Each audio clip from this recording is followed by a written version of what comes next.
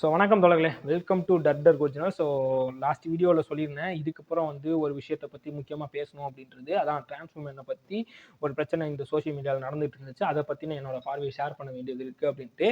So அது வந்து ஒரு எந்த இடத்துல ஆரம்பிச்சிச்சுன்னா, மாலினின்னு ஒரு கொயர் ஆக்டிவிஸ்ட் வந்து ஒரு வீடியோ போடுறாங்க. லிவிங் ஸ்மைல்ஸ் வித்யா வந்து ரொம்ப ஹராசிங்காகவும் அப்யூசிவாகவும் பேசிட்டாங்க, என்னை பார்த்து மிஸ்ஜெண்டரிங் பண்ணிட்டாங்க. ஸோ இது எனக்கு ரொம்ப மனசு கஷ்டமாயிடுச்சு அப்படின்னு சொல்லிட்டு ஒரு வீடியோ ஷேர் பண்ணுறாங்க. அந்த வீடியோ வந்து வைரலாகுது, நிறைய பேர் பார்க்குறாங்க. நானும் அதை பார்த்தேன். எனக்கு ஒரு ஷாக். ஏன்னா வித்யா வந்து நான் ரொம்ப ரெஸ்பெக்ட்ஃபுல்லாக பார்க்குற இன்ஸ்டாகிராம் இன்ஃப்ளூயன்சர்ஸில் அவங்களும் ஒருத்தவங்க. அவங்க ஒரு டிரான்ஸ் உமன். அவங்க போடுற வீடியோஸும் பார்த்தீங்கன்னா, கண்டென்ட்ஸும் பார்த்தீங்கன்னா ரொம்ப முக்கியமானது. நான் அதில் ஒரு விஷயங்கள் பார்த்து தான் எனக்கு சில ரியலைசேஷன் வந்திருக்கு. நான் கூட கெட்ட வார்த்தை ஏன் பேசக்கூடாது அப்படின்ற ஒரு வீடியோ அவங்களோட ஒரு போஸ்ட்டை பார்த்து தான் போஸ்ட் பண்ணியிருப்பேன். ஸோ முடிஞ்சால் அந்த வீடியோவும் போய் பார்த்துட்டு வாங்க. நீங்கள் வித்யாவோட ப்ரொஃபைலையும் பாருங்கள். ஸோ அப்படிப்பட்ட ஒருத்தர் ஏன் இவ்வளோ ஹராசிவாக பேசணும், அப்யூசிவாக பேசணும் அப்படின்னு சொல்லிட்டு எனக்கும் கொஞ்சம் ஆச்சரியமாக தான் இருந்துச்சு. இருந்தாலும் இல்லை, என்ன விஷயம் தெரியாமல் நம்ம பேசக்கூடாது அப்படின்னு அமைதியாக இருந்தேன். ஏன்னா எப்பயுமே நான் ஒரு விஷயத்துல தெளிவா இருப்பேன். ஒரு அன்பிரிவிலேஜ்டு கம்யூனிட்டியில இருந்து வரவங்க, ப்ரிவிலேஜ் கம்மியா இருக்குன்ற பட்சத்துல அவங்களோட கோபம் இப்படிதான் இருக்கணும் அப்படின்றதுல வந்து நான் அதுல ஒரு கட்டுப்பாடு வைக்க மாட்டேன். அவங்க கோவத்துல வந்து ஒரு அரசியல் புரிதலோட இருக்கணும், அவங்க பேசுற வார்த்தைகள்ல ஒரு அரசியல் புரிதலோட இருக்கணும், நாகரீகமா பேசணும் அப்படின்ற விஷயம்லாம் வைக்க மாட்டேன். ஏன்னா அவங்களோட கோவம் அளவற்றதா இருக்கும். அது எப்படினாலும் அவங்க ரியாக்ட் பண்ணுவாங்க. ஸோ அதை வந்து ரேஷனலாக அணுக வேண்டியது ரொம்ப முக்கியம். என்ன சுச்சுவேஷன் நடந்தது, அவங்க ஏன் அப்படி ரியாக்ட் பண்ணாங்க அப்படின்னு பார்க்க வேண்டியது ரொம்ப அவசியம். அதுக்கப்புறம் லிவிங் ஸ்மைல் வித்யா வந்து ஒரு லைவ் போட்டு அவங்க எக்ஸ்பிளைன் பண்ணிட்டு இருந்தாங்கன்னு நினைக்கிறேன். பட் அந்த வீடியோவை என்னால் பார்க்க முடியல.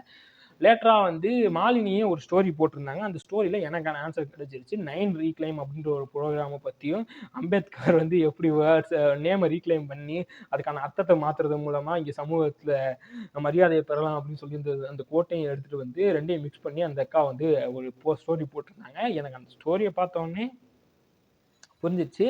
ஓகே, மாலினி தான் கல்பிரிட்டு, அவங்கள தான் அடிக்க வேண்டியது இருக்கு, அவங்க கேஸ் லைட் பண்ணிக்கிட்டு இருக்காங்க அப்படின்றது தெளிவா தெரிஞ்சுச்சு. ஏன்னா 9 அப்படின்ற ஒரு சொல்லால அவங்க பாதிக்கப்பட்டாங்களாம். மாலினி வந்து ஒரு லேட்டரா வந்து பியூபர்ட்டி அட்டைன் பண்ண டைம்ல வந்து அவங்கள வந்து எல்லாரும் 9 அப்படின்னு சொன்னதாக இவங்க சொல்லி இது பண்றாங்க. அதுக்காக அந்த வார்த்தைக்கான அர்த்தத்தை மாற்றி நான் வந்து வேற மாதிரி ரீக்ளைம் பண்ண போறேன் அப்படின்னு சொல்றது வந்து அவங்களோட இதா இருக்கு. அப்ப இது தவறான புரிதல்ல அவங்க அப்படி பண்ணியிருக்கலாம்.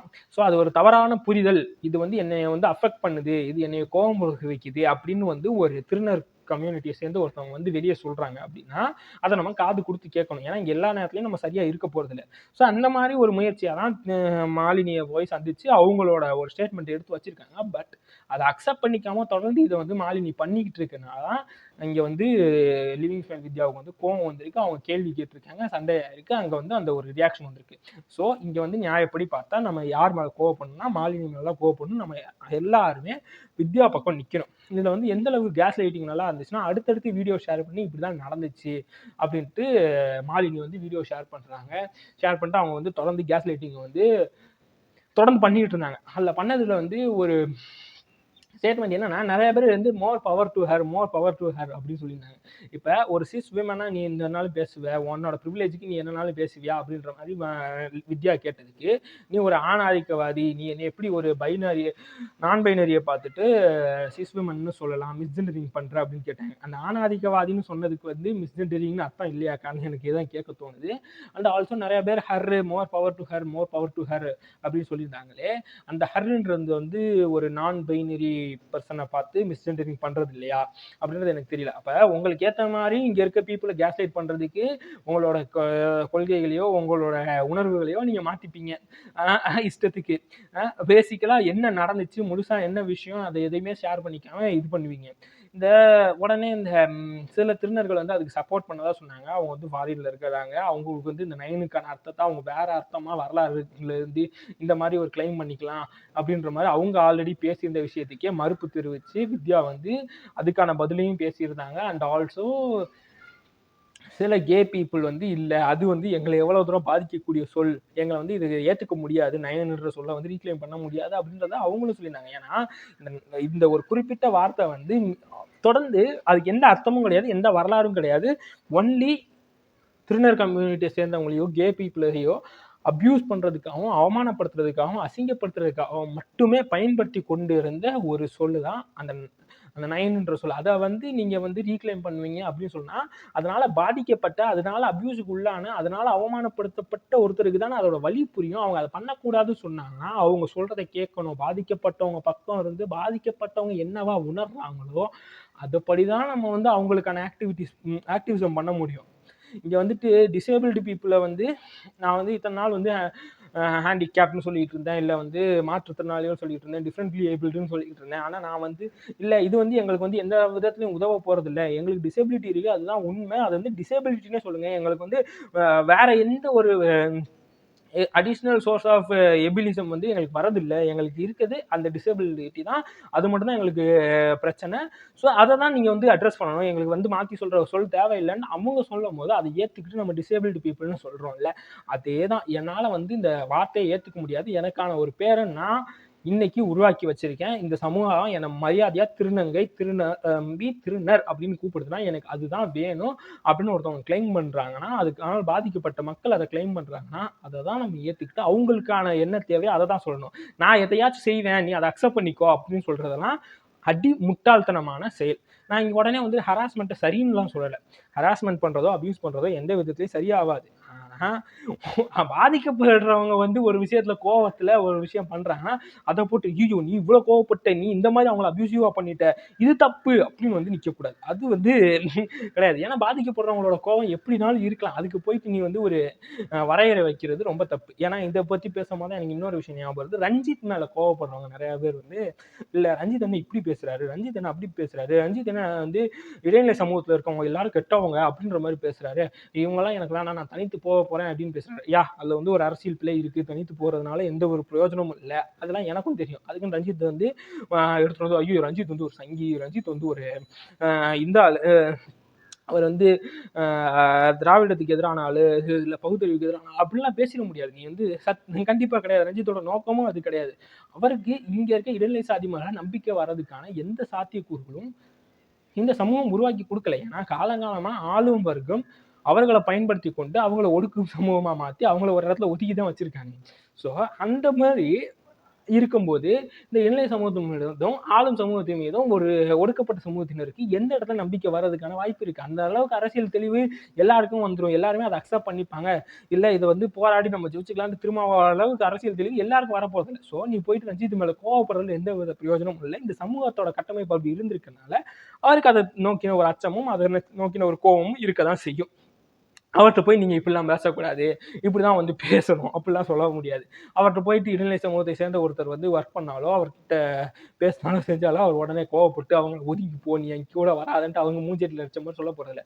பொது மேடைகளில் பேசும்போது இன்னைக்கு இருக்க இடைநிலை சமூகத்தை சேர்ந்தவர்கள் தான் அதிகமாவே ரஞ்சித் மேல வெறுப்பை கக்கிட்டு அவரோட மூவிஸ் மேல ரிவ்யூஸ் வந்து ரொம்ப தவறான ரிவ்யூஸ் எழுதுறது எல்லாம் பாத்தீங்கன்னா அவனுங்க தான். அப்ப எப்படி நீ வந்து அவங்க வீட்டுல போய் அக்செப்டன்ஸ் நீ இங்க எத்தனை பேர் நீ வந்து ஏத்து கேட்டுட்ட, இந்த தவறா எழுதுறவங்க ஏற்றி கேட்டுட்ட அப்படின்றது தான் என்னோட பிரச்சனை. இது ஏன் நான் பேசுறேன்னா, ரீசெண்டா ரஞ்சித்தை பத்தி பேசும்போது எனது நண்பர் ஒருத்தர் வந்து பேசுறாரு, உங்களுக்கு என்னப்பா நீங்க வந்து ரஞ்சித் எல்லாம் பேசினா நீங்க கோபமே பட மாட்டீங்க உங்க ஆளுன்ட்டு அப்படின்னு சொல்லிட்டு அதுக்கப்புறம் வந்து நாங்க மட்டும் எங்களுக்காக வந்து கஷ்டம்லாம் இல்லையா, உங்களுக்காக நாங்க பேசும்போது எங்களுக்கெல்லாம் கஷ்டம் இல்லையா, உங்களுக்காக பேசுறதுனால என் குடும்பத்துல இருக்கவன், என் சித்தப்பன், என் மாமன் எல்லாரும் என் மேல கோவப்படுறாங்க, என்னைய ஒதுக்கி வைக்கிறாங்க, அவங்களுக்கு என் மேல அவ்வளவு கோவம் இருக்கு, என் குடும்பத்திலேயே என்னை சரியா கவனிக்கிறது இல்லை, பழைய மாதிரி என்னை பாக்குறது இல்லை, என் ஊர்லயே என்னை வந்து ஒரு மாதிரி பாக்குறாங்க, அப்ப இதெல்லாம் நீங்க புரிஞ்சுக்கவே மாட்டேங்கிறீங்க அப்படின்னு பேசுறாங்க. ஸோ இந்த விஷயம் ஏன் நான் இந்த இடத்துல தான் நான் சொல்றேன், ஒரு தலித் அலையா இருக்கிற நீங்களும் ஒரு கொயரா அலையா இருக்கிறவங்களோ இல்லை ஒரு டிரான்ஸ் அலையா இருக்கிறவங்களோ இந்த அலைஷிப்னால உங்களுக்கு ஒரு பிரச்சனை வருதுன்னு வச்சுக்கோங்களேன், அது வந்து நீங்க யாருக்காக அலையா இருக்கிறீங்களோ அவங்களுக்கு அது பிரச்சனை கிடையாது. ஒரு தலித்துக்கோ ஒரு டிரான்ஸ் பர்சனுக்கோ ஒரு கொயருக்கோ அது பிரச்சனை கிடையாது. ஏன்னா இவனுங்க எல்லாருக்குமே டீச் பண்றதுக்காக தான் நம்ம வந்து இருக்கிறோம். நான் வந்து ஒரு அலையா மாறிட்டு நான் வந்து உங்களுக்காக உங்க கூட சப்போர்ட் பண்ணுவேன்ப்பா, நீங்க உங்களோட எக்ஸிஸ்டன்ஸ் எனக்கு பிரச்சனை இல்லை, உங்க கூட நான் பழகுறது எனக்கு பிரச்சனை இல்லை, உங்க கூட நான் சுத்துறது எனக்கு பிரச்சனை இல்லை அப்படின்னு நான் மட்டும் மாறிட்டா அது போதாது. நம்ம இது வெளிப்படுத்தணும், மிச்சவங்களை எஜுகேட் பண்ணணும், மிச்சவங்க அதை திருந்தணும். அதுல வந்து ஒரு அசௌகரியம் இருக்கதான் செய்யும். இதனால ஒரு டிஸ்கிரிமினேஷனை ஃபேஸ் பண்ணிக்கிட்டு, இதனால ஒரு ஒடுக்குமுறையை ஃபேஸ் பண்ணிட்டு இந்த சமூகத்துல இருந்து ஒதுங்கி இருக்க ஒருத்தரே வந்து அதுக்காக பேசி வாய்ஸ் அவுட் பண்ணி அதுக்காக சேர்ந்து சண்டை போட்டு அந்த மென்டல் டார்ச்சரையும் சேர்த்து அவங்களே அனுபவிச்சுட்டு இருப்பாங்க, அனுபவிக்கணும் அப்படின்னு எதிர்பார்க்க முடியாது. அவங்களுக்காக நான் பேசுறேன்னா எனக்கு வந்து நான் அதனால ஒரு மன உளைச்சலுக்கு உள்ளாறேன்னா அது என்னோட பிரச்சனை, அது தனிப்பட்ட முறையில் அதை நான் சால்வ் பண்ணிக்கணும். அது மாதிரி நான் மன உளைச்சலுக்கு உள்ளாறதுக்கு என்ன எந்த ஒரு தேவையும் கிடையாது. இப்போ நான் இதை பேசுறதுனால என் மாமன் என் சித்தப்பன் என் மேலே கோவப்படுறாங்கன்னா அவங்க வாழ தகுதி இல்லாத ஒரு மனிதர்கள். அவங்க என் வாழ்க்கையில் இருக்கணுன்ற அவசியமே கிடையாது. அவங்க என்னை விட்டு விலகி போனாலும் அது எனக்கு எந்த பிரச்சனையும் கிடையாது. அவங்க சொல்லி தர வேண்டியதான் என்னோட கடமை. அதை நான் சொல்லுவேன். அதனால ஒரு மன உளைச்சல் உண்டாகுதுன்னா அதுக்கு ஒரு ரெக்கக்னைசேஷனா ஒரு எனக்காக நீ இவ்வளவு பேசிட்ட, ரொம்ப நன்றிப்பா அப்படின்லாம் ஒருத்தர் வந்து சொல்லணும்னு எதிர்பார்க்கறது ரொம்ப அடிமுட்டாள்தனமான ஒரு விஷயம். இதை ஒரு இன்டர்செக்ஷனல் ஆக்டிவிஸ்ட்னு ஒருத்தர் வந்து எதிர்பார்க்கிறதாக ஒரு டிரான்ஸ் உமன் வந்து சொன்னதுதான் எனக்கு ரொம்ப ஆச்சரியமா இருந்துச்சு. ஏன்னா அந்த ஒரு இன்டர்செக்ஷனல் ஆக்டிவிஸ்ட் கிட்ட ஒரு ஃப்ரெண்ட் ஆகணும், ஒரு நெருங்கி பழகணும் அப்படின்னு நினைச்சுக்கிட்டு இருந்த ஒரு ஆள் தான் நான். அவங்க போயிட்டு இந்த டேட்ஸ் ஆஃப் மீனாட்சின்னு ஒருத்தவங்க ஒரு போஸ்ட் போட்டிருந்தாங்க. இந்த டேட்ஸ் ஆஃப் மீனாட்சி வந்து ஒரு கொயர் பர்சன். அதாவது அவங்க 2 பேரும் ஒரு கே கப்பிள். அவங்களுக்கு ஒரு குழந்தைய அடாப்ட் பண்ணி வளர்க்குறாங்கன்னு நினைக்கிறேன். ஸோ அவங்க வந்து மாலினிக்கு சப்போர்ட் பண்ணி ஒரு போஸ்ட் போட்டு டிரான்ஸ் விமன்லாம் பயாலஜிக்கல் விமனை விட ப்ரிவிலேஜ் ஆனவங்க, அதாவது பயாலஜிக்கல் மேலா பிறந்துட்டாலே ஒரு ப்ரிவிலேஜ் இருக்கு டிரான்ஸ் அப்படின்ற பட்சத்தில் டிரான்ஸ் விமனும் அந்த ப்ரிவிலேஜை என்ஜாய் பண்ணிக்கிட்டு இருக்காங்க அப்படின்ற மாதிரி ஒரு ஸ்டேட்மெண்ட் எடுத்து வச்சாங்க. இங்கே வந்து நான் இதில் ஒரு முக்கியமான விஷயம் நான் சொல்கிறேன். முதல் டிஸ்க்ளைமர் சொல்லிடுறேன்.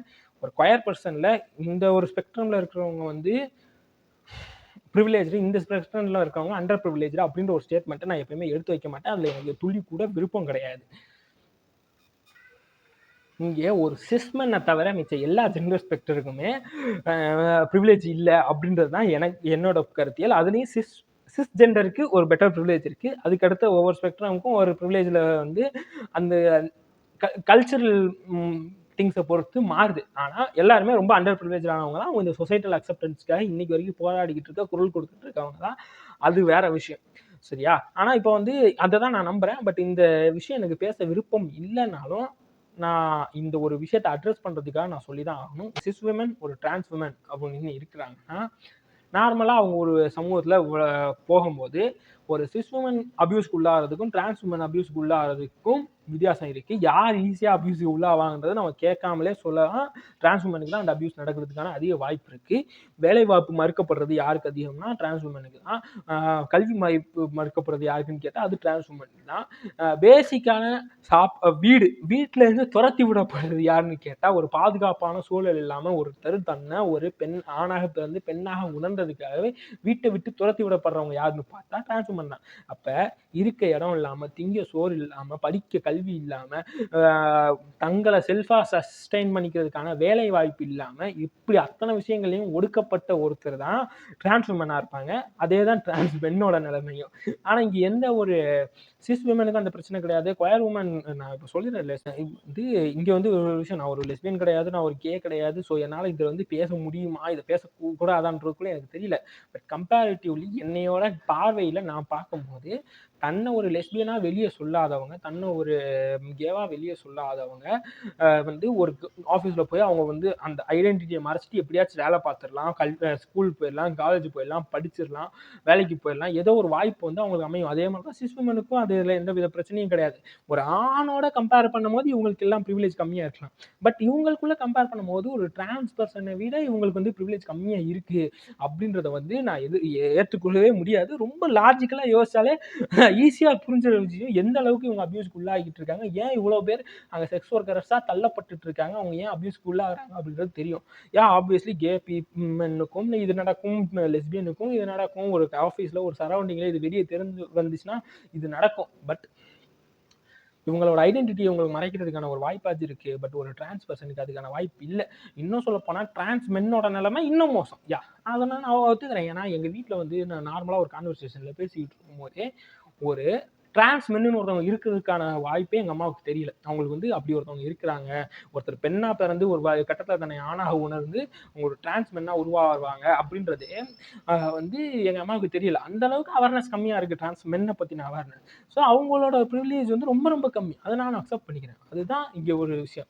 இங்கே இருக்கிறதுலே ரொம்ப ப்ரிவிலேஜ் கம்மியான பீப்புளாக நான் டிரான்ஸ் பீப்புளை தான் பார்க்குறேன். அவங்களோட நிலைமை அப்படி தான் இருக்குது. அதுக்காக தான் நம்ம தொடர்ந்து பேசிக்கிட்டு இருக்கோம். அவங்களோட ரெக்கக்னைசேஷனுக்காக பேசிக்கிட்டு இருக்கோம். அவங்கள வந்து அவங்களுக்கான ரிசர்வேஷனுக்காக பேசிக்கிட்டு இருக்கோம்.